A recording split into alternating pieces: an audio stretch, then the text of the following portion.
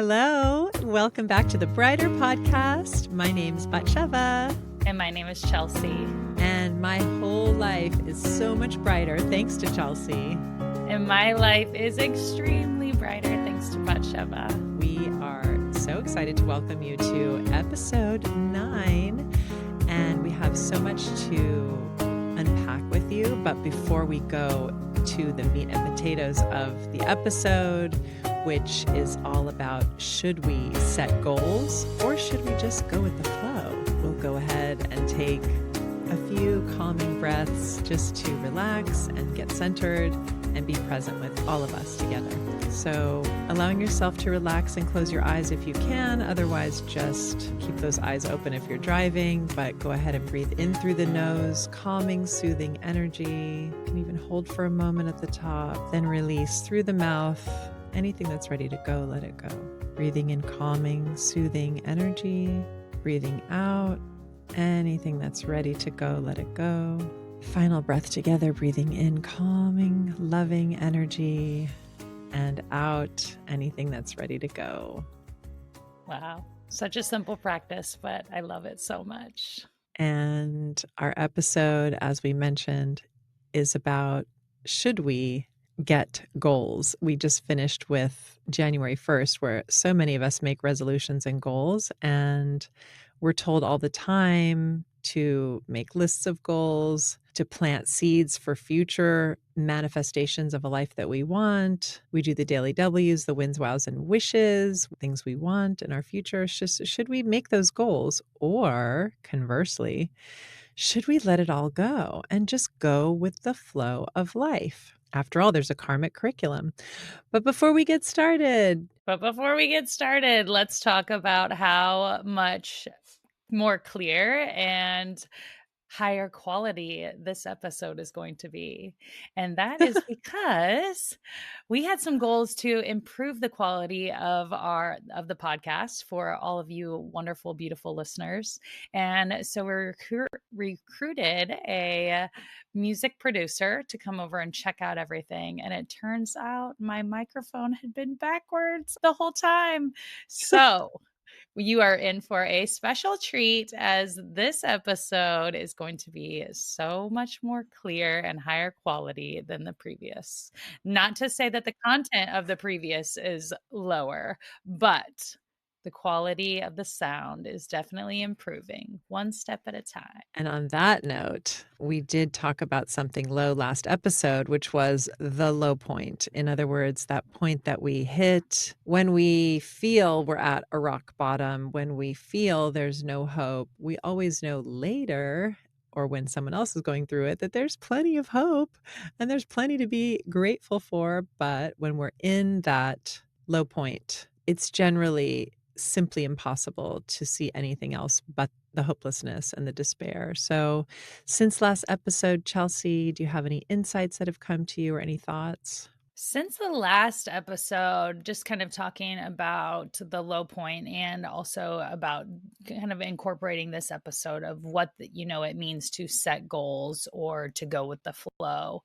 And for me, it's really this year, especially this last couple seasons actually, have really been more about like tuning into my body, tuning into what's going on in nature and how it's all unfolding, and really listening and aligning with that. And with that being said, I think it goes to say that I have felt a lot more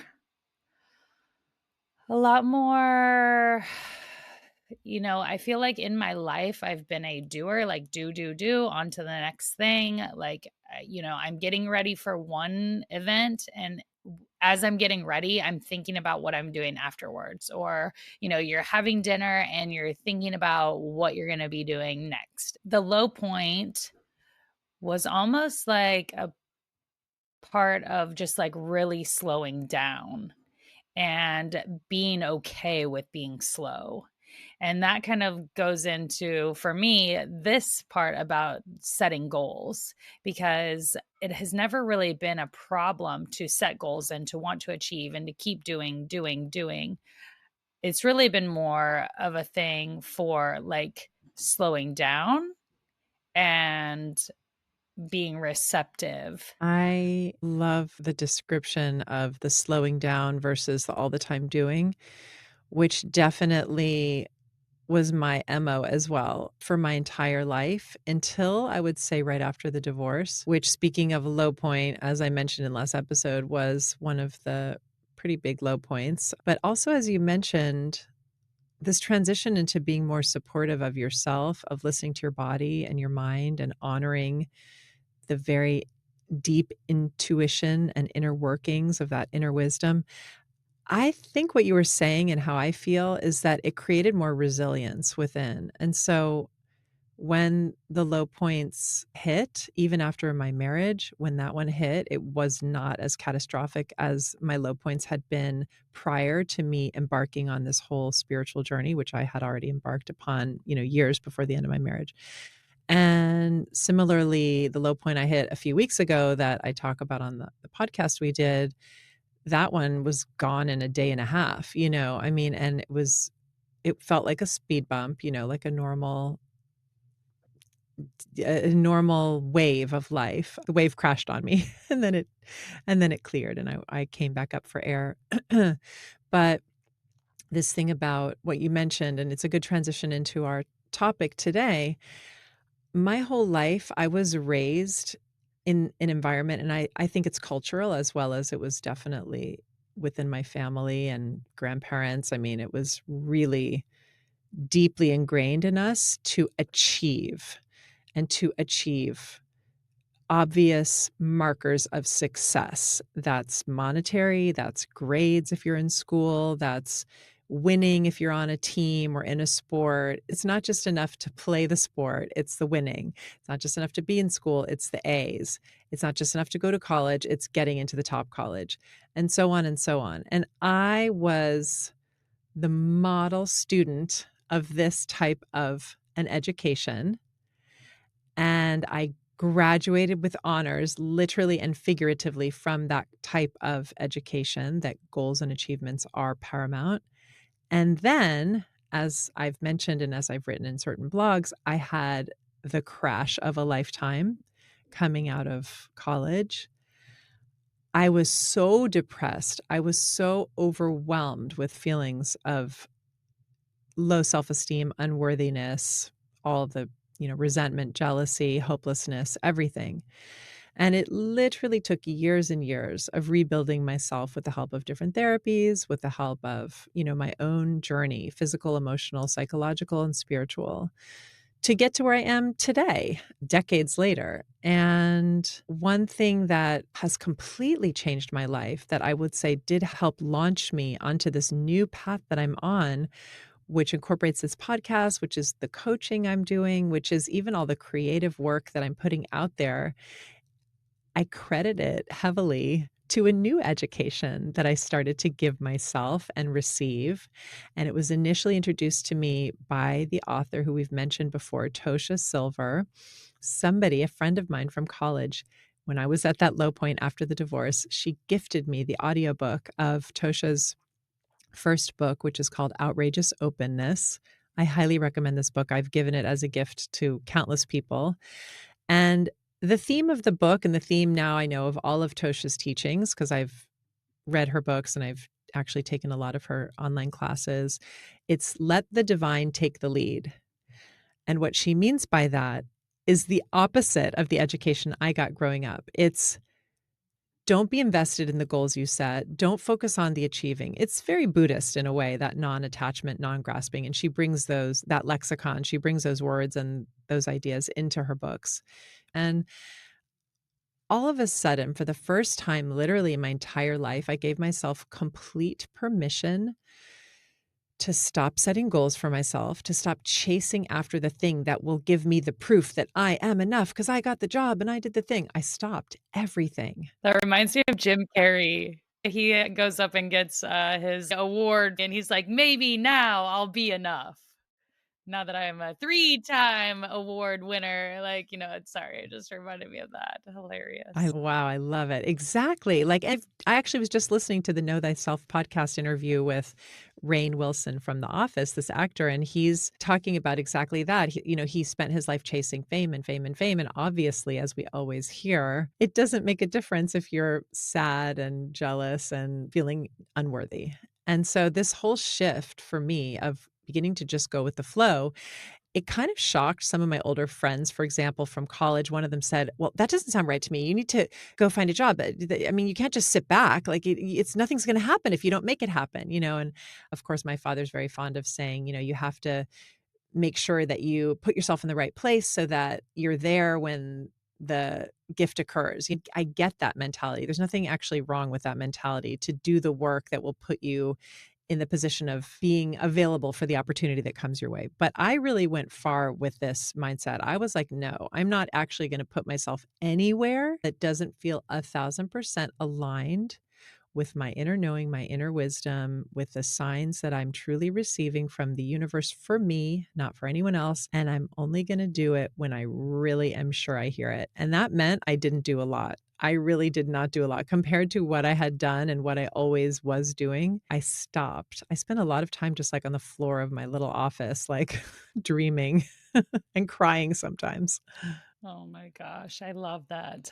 Not that you were crying, but it's a total different mindset to completely shift. And I've kind of been back and forth, like I said, taking the time out to really pause and reflect or listen to my body, listen to my gut, listen to my heart and like what that is asking for versus, as you mentioned, achieving or for me, it's like certifications or certain pieces of paper that says that you are good enough, whether it's a diploma or degree or a certification, anything that you could get that just was like something else saying that you're worthy. And also other pieces of paper called money, because for a long time, that was how I thought that success was measured. Depending on what your money story is, how you're brought up with money, that can play a huge role in how you view it and attract or reflect it. And it really wasn't until COVID where I was making the most money I've ever made as a nurse. And then I recognized the money, that's not what I'm looking for. That's not going to make me happy because I had more than I've ever had. And there were still other things there and I wasn't fulfilled. And so that was really a big eye opener for me. It's interesting to witness yourself and kind of the different patterns or habits or ways that you do things. I definitely can fall into the extremist at times, being all or nothing. We have a friend that we call full throttle. It totally plays into me as well. If I'm going to do it, I'm doing all the things full on. Being able to back off of that, and my word for the year, kind of going back to that episode, is balance and thinking about how can I be giving, but not giving so much that I'm depleted. And how can I be, along with this episode, how can I be setting these goals and taking aligned action, but also leaving room for the magic of life to unfold? Because there is magic and there is synchronicity and there are signs. It's just like, are we paying attention to them? Am I paying attention to them? Or am I just so fixated on what it is that, like, the outcome that I want, that I'm not willing to say, like, oh, like, actually, there might be something better that I hadn't even thought of? But if you don't allow for that play of life to happen, to unfold, then you can miss that. And that's really what it's meant to me, to set goals and to have those like ideas and the dreams, but also to leave room for the unknown, leave room for whatever the divine had planned for me, because it might be so much better than what I can dream up myself. Exactly, the karmic curriculum that we mentioned in that past episode. What is meant for us will come to us. And also, you just mentioned this beautiful phrase, aligned action. which honestly I think is the key to this whole episode because we kind of set our listeners up for a duality. Or should you set goals or should you go with the flow? But of course, we know better. We all know that, yes, we need to do both. And I love that you just articulated that honestly so beautifully because the goals that we set ideally will always be aligned with our intuition, our inner knowing, and the flow that we feel from the divine wisdom that we're gifted with, all of us as souls in these bodies on this earth. And one thing I know Chelsea's witnessed with me over these past couple years that we've been in touch every single day is that she'll see me set these goals for myself and then somehow they get blocked like pretty quickly or something will happen to just dismantle them, like my entire effort for 1 year to get a podcast going with a different podcast partner or to make money in a certain way back when I didn't know how the money would flow. And then I would get upset, maybe hit not really a low point, but I would let go and just wish and pray instead of wishing for the money or the job or the podcast. I would pivot and correct course and wish for divine intuition, for patience. How many times have I wished for patience, right, Chelsea? I'll wish for patience, wish for self love, wish for divine inspiration. Yeah, for the right opportunity to come along, for the next right step to present itself, to become clear on what step to take next. And Chelsea would always remind me, divine timing, divine timing. And sure enough, each freaking time, often not even a day or two later, or it could be maybe a week or a month, something better would arrive fucking every time. Literally, like from money that came from a direction that I was like, wait, what? Like, that's a thing and that can support me? Like, that's, and then, like a coaching client, I'm like, oh, maybe I should give up the coaching business. And then boom, like a client, or this podcast with you, Chelsea, that's lights up my heart and my life. And I hope will touch the hearts of others. I mean, this came right when the other one fell apart. I was like, well, should we do one? You're like, yes. So this and so many other gifts all the time, especially even creatively. I tell Chelsea because I'm working through an idea for a film and every time I get stuck, I'm like, I just wish to be able to let this go. I wish to be able to be in the flow. And once I truly let it go, the next day I'm like, "Oh, I got a new inspiration. I got a new storyline. So it's for me, it's almost like the waves of the ocean, like set the goal, release, allow it to come back to you as it's meant to. Set the goal, release, allow it to come back as it's meant to. Tumble a little on the low point, recenter, set the goal, allow the divine to send it to you as it's meant to. Yeah, I also like the idea, like riding the wave, but also like, you're grasping onto something. It's like, oh, like I want this, I want this, I want this. And then your hand is like so tight. And it's like, okay, just release the grip, release that, open your hand to receive what is meant for you. You can't receive if your hand is gripped closed. So you have to just open and release in order to receive. And I hope that you'll share. I remember your mantra that you had for quite some time about timing. So I'd love for you to share that with us if you can remember. It was inspired by actually Regina Thomas Hauer, Mama Gina, who we mention in the Daily W episode, that she was our inspiration for that technique. I think on one of her Instagrams, she shared something similar. And so I adopted it, and it's a kick ass mantra. My timing is perfect and elegant. I can relax. And it's so funny. I think something about the word elegant getting in there, it makes it like quirky, but also it kind of like sneaks it into the subconscious in order for your brain to be like, okay, I'll accept that. Like it's not just so robotic and, new age sounding like, oh, my timing is perfect, like blah, blah, blah. Like, and you almost don't buy it in your subconscious.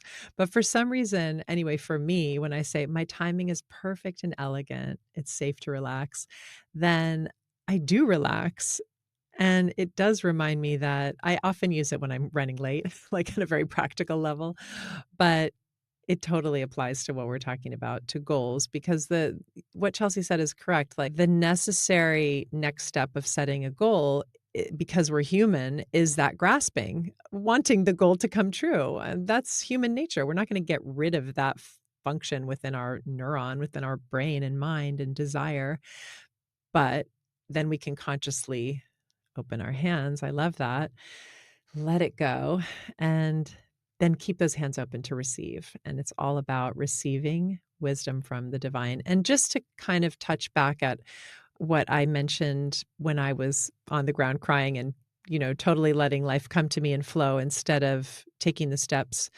That was an important transitional time in my life. And I just want to highlight that I think it's important to acknowledge with ourselves and with our friends and loved ones, there are seasons. And there are seasons when it's really is the time for us personally to set more goals and do more things. And we feel it, like Chelsea said, it's aligned action because we actually know in our gut that this is the time to do it and because we're going to really reap what we sow.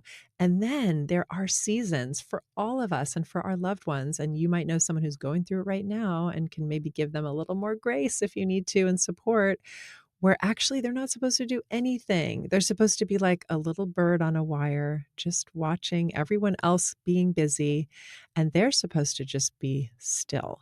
Or you're supposed to, if it's you, if you're, for me, it was me. I had to just be still for a fucking long time, longer than my logical go, go, go brain was comfortable with.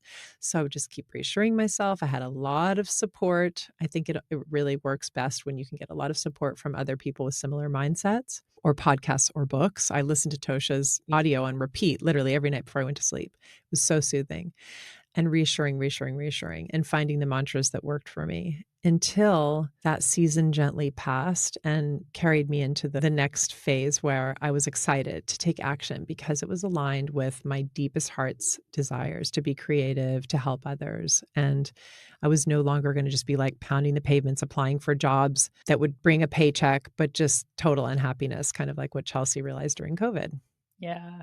So many good takeaways that I want to comment on all the things in regards to the mantra that you would share. All delays are beneficial because I would find myself usually, like you said, running a little behind and feeling, oh my gosh, I need to rush or I need to speed. And then reminding myself all delays are beneficial. You never know what that delay is protecting you from or allowing you to be in line to receive. And in regards to the season, yeah, we're often in this culture of we have to be doing something, we have to be working. Like if you're sitting around, if you're bored, then you are a waste of time or a waste of space or energy. And I would almost feel like that I was equating myself to like, what did I do today? Like, what did I accomplish? But being is enough. And whether that's, I had read a article once or some sort of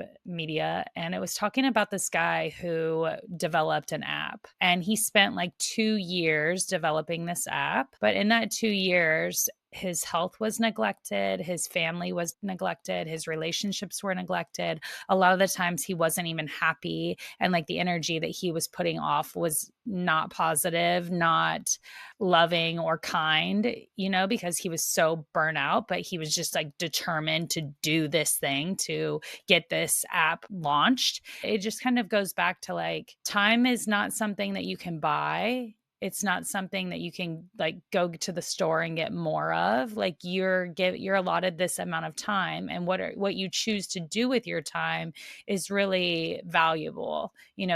That's like the choice that you get to make. Really being mindful of what you're choosing for your time so that you know what kind of energy you're putting out into the world, what kind of vibration, what kind of frequency you're emitting, and what that does for the collective as a whole. And for me, also, the other thing I wanted to touch on is about being in the comfort zone. One of my favorite podcasters, Rob Dial, he talks about the comfort zone is where your dreams go to die. And so, it's about having the comfort zone and being in the comfort, like we have said, in that season. And also recognizing that in order to grow, like sometimes that means coming out of the comfort zone. And for me, this last little cycle while, I've been kind of like, okay, like I'm open to doing whatever I'm meant to do. Please just show me what that is. But then there's been the time of like, I actually need to state what I want. It was almost like I was scared to put it out there. Like I was scared to say, this is my dream or this is my desire. But you can put it out there and then like we said, you just let it go. You can say like, "Oh, this is what I want," or something better, and then you just release the outcome and see what happens. So again, listening to yourself, like, am I normally a person that's just like, oh, I'm just, oh, so go with the flow that I don't make any decisions? And then maybe it's the time to make a decision or to set a goal. Or am I somebody that's so goal oriented that I need to, like, in order for me to grow, that means to back off and to relax and to go with the flow. So, really asking yourself, what are you more like to do? What brings you out of your comfort zone and allows you to see a different perspective or to grow in a different way? I love that, and I could not agree with you more, and it totally fits with everything we said because even in that moment when I let go and only went with the flow and stopped all my goals, that was beyond out of the comfort zone, like you said, because I had spent my whole life only using goals as a motivator and accomplishments and accolades only. So it was very, very uncomfortable to do the opposite. And I love that reminder. And it's also, I can't believe I forgot all delays are beneficial. My favorite mantra. Thank goodness you said that. That is a good one. Yes, yes, yes. And also, what you said made me remember something really profound, which is we don't know how much time we have on this earth, quite frankly. And in fact, I was just reminded of that. I was reading this book that is not new, but it's new to me called Save the Cat on screenwriting technique. I've read a bunch of them, but this was one I hadn't gotten to. So I took it out from the library and I was getting really excited about his writing and what he was sharing and how it was inspiring me. And I thought, oh my God, I have to see what movies this guy has written and made. And I went and Googled the author and found that he had passed away back in 2009 at age 50, younger than me. I was like, oh my goodness. And here I am. I've written screenplays in the past, but none of them were ever made into film. So I have this desire to make the next one I write into a film. Who knows if that will actually be my karmic curriculum, but I'm going for it. It's a goal. But reading this book made me think, well, I have zero idea how much more time I have on this earth, quite frankly. And so what better thing to do than to do that aligned action, to set the goals that are 100% aligned with my deepest desire, my heart, my soul, my joy, and then to do it with others who I love and to try to help and make this world a brighter place. And on that note, should we do Mm. the daily dubs? As we have been doing in the past few episodes, we're going to leave you with our personal one win, one wow, and one wish, a little portion of our daily W's. And I think today it's my turn to give a win and a wow. So I will do so. My first win is going to be that my beloved band, Girl Band USA, has just been booked on our very first official club date. We've played out a lot in public in various venues, parties, etc., online, open mics and whatever. But this is our first actual club gig, Friday night lineup at a club that I'm super excited to play at, the Mint in Los Angeles. And the wow is going to be related to that because I'm still kind of starry-eyed about that milestone. The wow is that I'm so grateful that I have this collective, these two other women in this band with me on this fun, awesome, creative journey that literally every week our rehearsal is my high point. Like just rehearsing with them, it brings me so much happiness and joy. And I'm super grateful for that creative outlet, Leon. So that's going to be my wow. Mm. And she forgot to mention that our intro and outro music to the podcast is actually Girl Band USA as well.